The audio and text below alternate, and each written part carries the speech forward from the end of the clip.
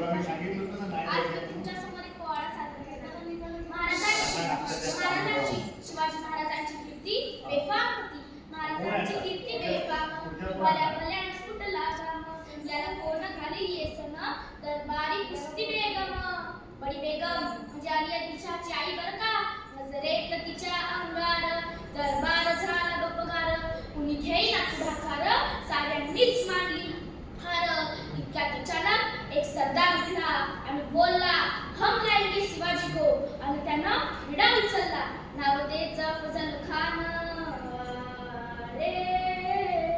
नाव त्याचं अफजल खान. जिथं जागता जणू सैतान. खान बोलला छाती ठोकून, शिवबाला टाकतो चिडून.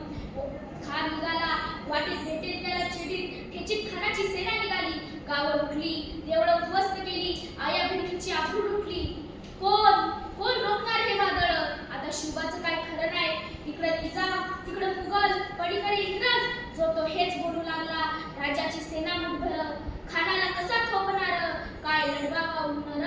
चिंतेत पंत सरदार. अशा वाघिणीचा तो छावा. अशा वाघिणीचा तो छावा. गनिमान कसा ठेचावा. डोक्यात गनिमी कावा. भेटीचा धडा सांगावा.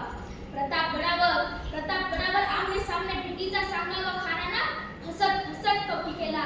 दिवस ठरला आणि ठरल्याप्रमाणे प्रतापगडच्या पायथ्याशी खान.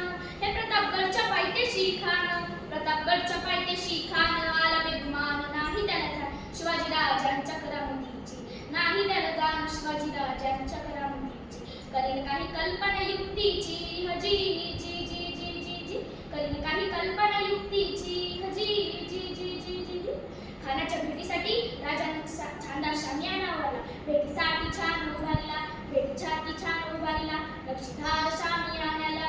नक्षीदार शामियान्याला. आणि अशा या शामियान्यात खान दौलत डुलत